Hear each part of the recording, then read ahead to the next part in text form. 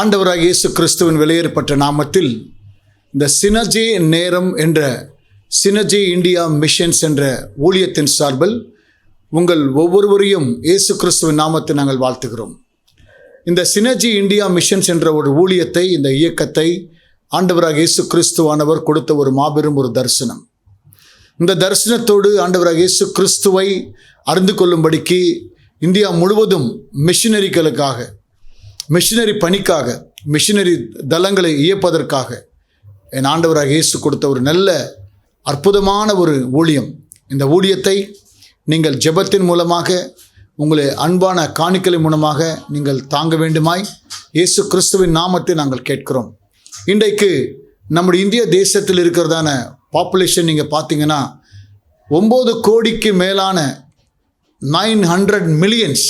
So 1 billion இந்த இந்திய தேசத்தில் 1 பில்லியன், அதாவது 1 பில்லியன் மக்கள் இந்த பூமியில் இருக்காங்க, தாண்டிடுச்சு. உங்களுக்கு ஆண்டவராகிய இயேசு கிறிஸ்துவின் சுவிசேஷத்தை சொல்ல வேண்டும் என்று சொல்லி சினர்ஜி இந்தியா மிஷன்ஸ் கங்கணம் கட்டி இந்த ஊழியத்தை சிறப்பாய் பண்ணி கொண்டிருக்கிறார்கள். அதற்கு உங்களுடைய ஒத்துழைப்பு எங்களுக்கு தேவை. இப்பொழுதும் கூட நம் மத்தியிலே தேவ செய்தி கொடுக்கும்படிக்கு நம்ம அன்பு போதகர் டாக்டர் சைமன் பொன்னையா அவர்கள் வந்து தேவ செய்தி உங்களுக்காக அளிப்பாராக. இன்றைக்கு சினர்ஜி நேரத்தில் உங்களோடு கூட பவுலடியாரின் தீமோத்தேயுக்கு எழுதிய நிருபத்திலிருந்து மிஷனரி சிந்தையை பகிர்ந்து கொள்ள வேண்டும் என்று தேர்ந்தெடுத்திருக்கிறோம். இந்த கடிதத்தில் மைய பொருளாக 1 தீமோத்தேயு 3ஆம் அதிகாரம் 1ஆம் வசனம் இப்படி கூறுகிறது: கண்காணிப்பை விரும்புகிறவன் நல்ல வேலையை விரும்புகிறான். இது உண்மையான வார்த்தை, இது சத்திய வேதம். கண்காணிப்பு என்பது இப்போதைய பழக்கத்தில் இருக்கிற பொருள் தலைமைத்துவம் அல்லது தலைமை பண்பு அல்லது தலைமை பொறுப்பு. சுவிசேஷத்துக்கான தலைமை, அந்த தலைமையின் மூலமாக சுவிசேஷத்தின் விரிவாக்கம், அந்த விரிவாக்கத்தில் மிக இன்றியமையாத சில அம்சங்கள், அதன் விளைவாய் நடக்கவிருக்கிற தாக்கங்கள் சமுதாயத்தில், இந்த உலகத்தில், இந்த உலகத்துக்கு அப்பால் இருக்கிற உலகத்தில், அந்த தாக்கத்துக்காக நாம் வைத்திருக்கிற திட்டம், இவைகளை மனதிலே கொண்டவாறு இந்த கடிதம் எழுதப்பட்டதாக இதை பார்க்கிறேன். சுவிசேஷத்துக்கான தலைமை, அதன் கற்பனையின் பொருள் 1ஆம் அதிகாரம் 5ஆம் வசனம் சொல்லுகிறது: சுத்தமான இதயம், நல் மனசாட்சி, மாயமற்ற விசுவாசம், இவைகளில் பிறக்கிற அன்பு. அன்பு என்பது நம்முடைய காலத்தில் இருக்கிற மிக குழப்பமான ஒரு பதம். திரைப்படமும் இளைஞர்களும் சிறுவர்களும் மனித இனமே வெகு கோரமாக பயன்படுத்துகின்ற ஒரு பொருளை வேதம் கூறுகிறது தியாக அன்பு என்று, தன்னையே கொடுக்கின்ற அன்பு என்று. ஆனால் அப்படிப்பட்ட ஒரு அன்பை எனக்குள்ளாக தர வேண்டுமென்றால் சுவிசேஷத்திற்கு கற்பனையின் பொருள், அதன் அடக்கமே இதுதான். சுத்தமான இதயம்.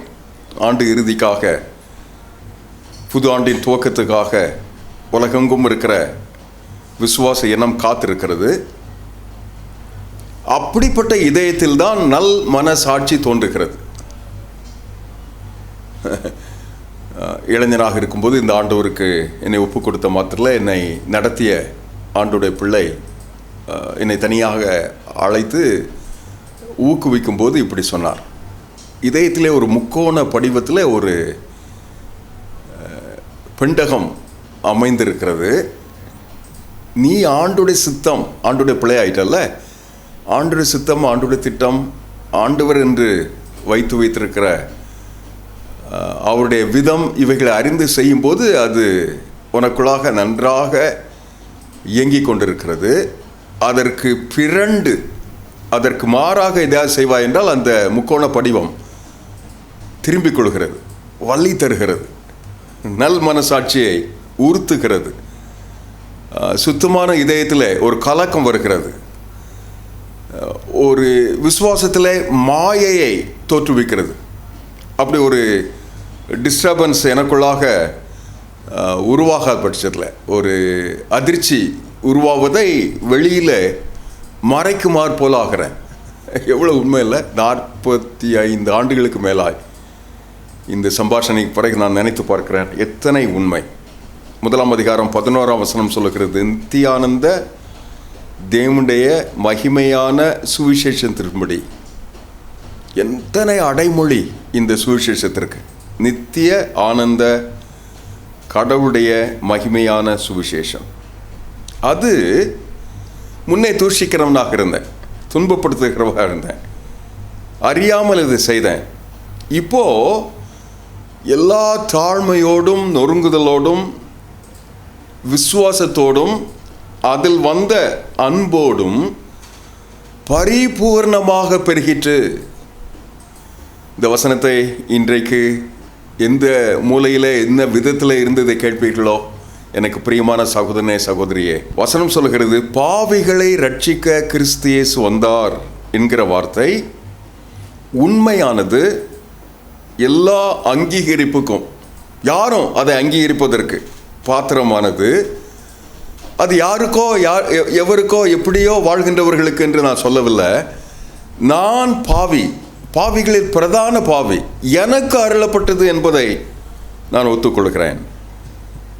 சொல்லிட்டு பிரதான பாவியாகிய என்னிடத்தில் நீடிய பொறுமையை காண்பித்தாரே, அதற்கான இரக்கத்தை பெற்றேனே, அந்த நித்தியம் அழிவில்லாமை அதிர்சனமுள்ள ராஜன், ஒரே ஆண்டவராய் ஞானமுள்ளவராய் கடவுளாய் கனமும் மகிமையும் சதா காலங்களும் உண்டாயிருப்பதற்காக அந்த நாமத்துக்காக என்னை அடகு வைத்து பணியாற்றுகிறேன் சொல்லி தன்னை அறிமுகம் செய்த பவுலடியார் தன்னுடைய திட்டத்தை தன்னுடைய சக இளைஞனாய் தீமோத்தேயுவை பார்த்து, நீ இதற்கு பொறுப்பேற்க வேண்டும் என்று கூறுகிறார். என்ன அழகான அழைப்பில்லை? அந்த பொறுப்பேற்பதற்கு நான் பிரதானமாக உனக்கு சொல்லுகின்ற ஒரு முக்கியமான வார்த்தை, எல்லா மனிதரையும் மனதில் வைத்து விண்ணப்பத்தை நீ செய்ய வேண்டும், வேண்டுதலை செய்ய வேண்டும், ஸ்தோத்திரங்களை நீ செய்ய வேண்டும், கலகமில்லாத ஜீவனம் செய்து எல்லா மனுஷரும் ரட்சிக்கப்படுவதற்கு பூர்வாங்கமாய் அவர்களை முழு ஆழ்த்தத்துவத்தில் ஆண்டுடைய கிருபை வந்து நிரப்ப வேண்டும் என்று, அதற்காகவே நான் பிரசங்கியாய் அனுப்பப்பட்ட அப்போஸ்தலராய் புறஜாதிகர்களுக்கு இந்த விசுவாசத்தை சொல்லுகின்றவனாய் நான் அனுப்பப்பட்டதுனால விண்ணப்பம் பண்ணுகின்ற ஊழியத்தை தீமோத்தேயு நீ எல்லா மனிதருக்காக செய்ய வேண்டும். எல்லா மனிதருக்காக செய்யும்போது அதற்குள்ளாக ஒரு தெளிவு, ஒரு கூர்மை, ஒரு அதற்குள்ளான ஒரு தேவையில் நான் உனக்கு சொல்லுகிறேன். புறஜாதியார் அந்த தேவ பக்தியை கொண்டு, விண்ணப்பத்தை கொண்டு, வேண்டுதலை கொண்டு புறஜாதியாரை கடவுள் வந்து நிரப்ப வேண்டும் என்று உன்னுடைய கை, தூய்மையான கையா, தூய்மையான இதயம், அதில் வந்த விசுவாசம், அதில் பிறந்த அன்பு, அதன் வழியாய் உன் கரம் பரிசுத்தமான கைகளை உயர்த்தி எல்லா இடங்களிலும்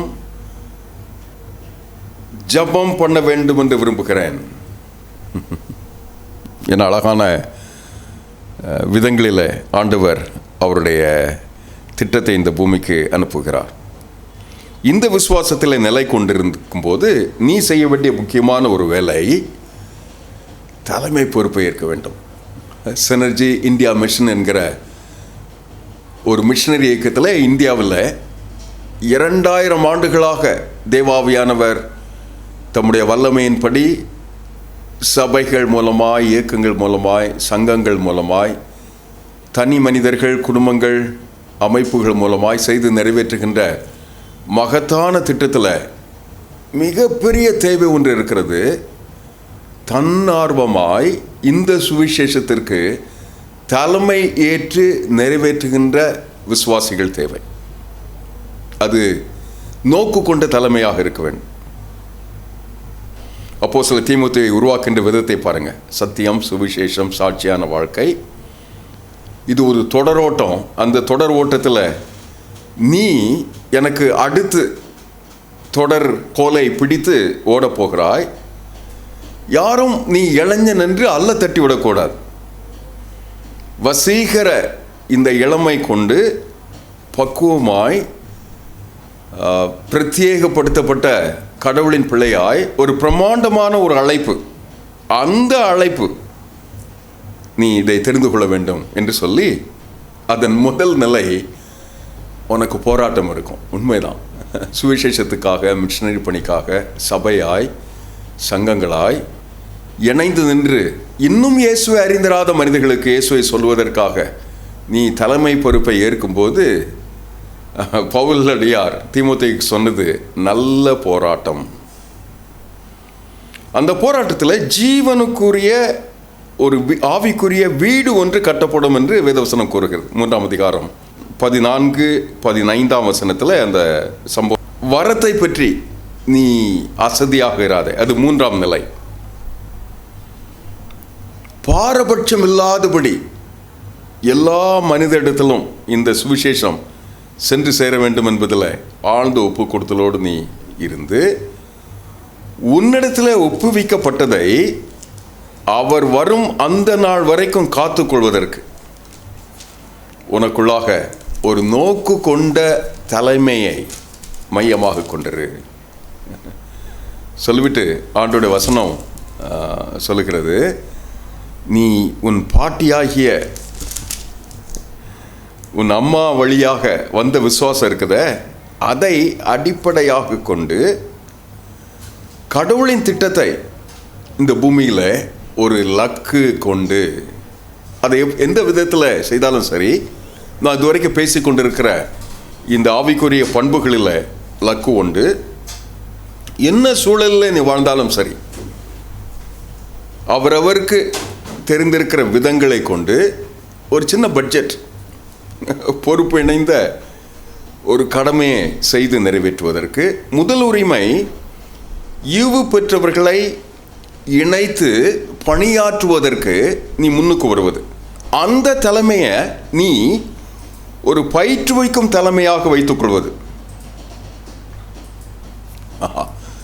இப்படி இருந்துச்சுன்னா உனக்கு என்ன திறன் என்று யாரும் கேட்க வேண்டியதில்லை. நீ ஆண்டவருக்கு அவசியம் தேவை. அந்த அர்ப்பணத்தில் இருந்தால் போதும். உன்னுடைய திறமை முக்கியம் இல்லை. திறமையை ஆண்டவர் அதற்கான விதங்களில், அதற்கான வழிகளில், அதற்கான தருணங்களில் திரண்ட கிருபை கொண்டு உனக்கு தருகிறார். ஒரு பயிற்றுவிக்கும் தலைமையை நீ ஏற்றுக்கொண்டால் போதும். என்ன தகுதி? நான் பிரதான பாவி என்று ஏற்று அவர் என் பாவங்களை மன்னித்தார், ரட்சிப்பு என்று சொல்லுகிறோம்.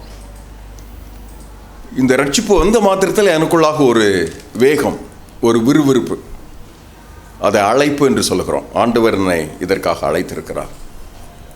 அதற்காக உடன் ஊழியர்களாக நாம் ஆயத்தம் செய்கிறோம், பயிற்சி எடுக்கிறோம். ஒருவர் ஒரு இரும்பு இன்னொரு இரும்பை கூர்மையாக்கும் இல்லையா? உடன் ஊழியர்களாய் இந்த ஊழியத்தை பயிற்சி பெறுகிறோம். இவைகளை அமைத்த ஒரு வாழ்க்கை நெறியை அமைப்பாய் நாம் கொண்டிருக்கும்போது கனி தரும் சூழல் வருகிறது. அந்த சூழல் வருவதற்கு தெரியுமாற் போல நீ தேர வேண்டும். நீ தேறுவது இளைஞனாக இருப்பதனால எல்லாருக்கும் தெரியட்டும், தெரிந்து அதில் நீ நிலைத்திருக்கட்டும். அந்த நிலைத்திருப்பதில் எத்தனை எச்சரிக்கையாக நீ இருக்க வேண்டும் என்பதில் நீ கவனமாக இருப்பதை உலகம் தெரியட்டும். அப்போது நிலை கொண்டிருக்கும்போது கடவுள் ஒரு கனி நிறைந்த வாழ்வை தருகிறார், ஒரு பணி பங்காளராக்குகிறார், ஒரு வீட்டுக்கு தலைவராக்குகிறார், பிறகு சபைக்கு போதகராக்குகிறார். கடவுள் அப்படிப்பட்ட கிருபைகளை ஆஹா எத்தனை அழகாக செய்கிறார். சொல்லிவிட்டு இந்த கடிதத்தை முடிக்கும்போது, போதும் என்கிற மனது உனக்குள்ளாக இருக்கட்டும். இது பொருளாதாரத்தை பற்றி பேசுகும்போது இந்த தலைமைத்துவத்தில் ஆண்டோடைய பிள்ளையாய் இந்த வசனத்தை சொல்லி அவர் நிறைவு செய்கிறார். நீயோ தேவனுடைய மனிதனே. எத்தனை அழகான வார்த்தை பாருங்க. நீயோ தேவ மனிதனே, நீ மாதிரியாய் ஷீஷனாய் ஷீஷர்களை உருவாக்குகிறவராய் இவைகளில் நிலை கொண்டு இருந்து வாழ்வதற்காய் ஒரு தலைமையை ஏற்பதற்கு கடவுள் என்னை அழைக்கிறார். நான் என்னுடைய 45-46 ஆண்டு கால மிஷனரி ஊழியத்தில் கண்ட கண்கொள்ளா காட்சி, இந்த பணியில் இயேசுவை ஒரு முறை கூட அறிந்திடாத எல்லைகளில் இப்படி ஒரு தேவை என்று சொன்ன மாத்திரத்தில் ஆங்காங்கு புற்றீசல் போல IAS IPS ஆஃபீஸர்ஸிலிருந்து கொச்சின் ஷிப்யார்டுடைய சேர்மன் எனக்கு கரம் தந்து என்னுடைய பைக்கில் எனக்கு பின்னால் வந்து உட்கார்ந்துருந்தார். சென்னை வீதியில் அவரோடு கூட நான் பயணம் செய்ததை பரவசமாக நினைத்து பார்க்குறேன். அப்படி இங்கே இருக்கிற இன்கம் டேக்ஸ் ஆஃபீஸில் எரேன் பாய்ன்னு சொல்லுவாங்க, இப்போ OA என்று அழைக்கிறாங்க, அதர் அசிஸ்டன்ட்னு அழைக்கிறாங்க. அடிமட்டத்து பியூன் என்று அழைப்பார். ஆனால் அவர் தான் அந்த முழு அலுவலகத்திற்கு எங்களுடைய ஜபக்குழு தலைவர். இப்படி ஒரு 18,000 பேரை என் கண்முன்னில் நினைக்கிறேன். அவருடைய பெயர் தெரியும், முகவரி மனதில் இருக்கிறது, அவர்களுக்காக வாரந்தோறும் ஜெபித்திருக்கிறேன். அப்படி ஒரு பிரம்மாண்டமான சேனையை ஆண்டவர் இந்திய தேசத்துக்காக எழுப்பி தந்தார். அது போதாது. தீமோத்தேயுவே, நீயோ ஒரு நல்ல போராட்டமாக, ஆவிக்குரிய வீடாக, ஆண்டவனுக்கு உள்ளாக தந்த வரத்தை அசதியாக வைத்து கொள்ளாமல் கடவுளின் திட்டத்துக்காய் லக்கு வைத்து வழிமுறை அமைத்து உன்னுடைய ரட்சிப்பை, அவர் அழைக்கிற அழைப்பை பயிற்சியோடு கூட செய்து நிறைவேற்றுவதற்கு பாரத தேசம் காத்திருக்கிறது. இந்த தலைமுறை உலகமெங்கும் இருக்கிற தேவனுடைய பிள்ளைகளுக்காக காத்திருக்கிறது. அந்த கிருபையை தனிப்பட்ட வாழ்வின் ஆசைக்காய், வீட்டின் ஆசைக்காய், சபையின் வழிந்தோடும் ஆசைக்காய், தேசத்தின் வலுவான நிர்மாணத்துக்காய் கடவுள் நமக்கு ஆசீர்வதித்து தருவாராக. நீ தேறுவது தெரியட்டும். தலைமை பண்பு என்பது விரும்புவது எதற்கு? அது ஒரு நல்ல வேலை நன்றாய் செய்து நிறைவேற்றி முடிப்பதற்கு. கடவுளுடைய கிருபை உன்னை நிறைவாக இதை போலத்தொரு காலத்துக்காக ஆசீர்வதித்து தருவதாக. ஆமென்.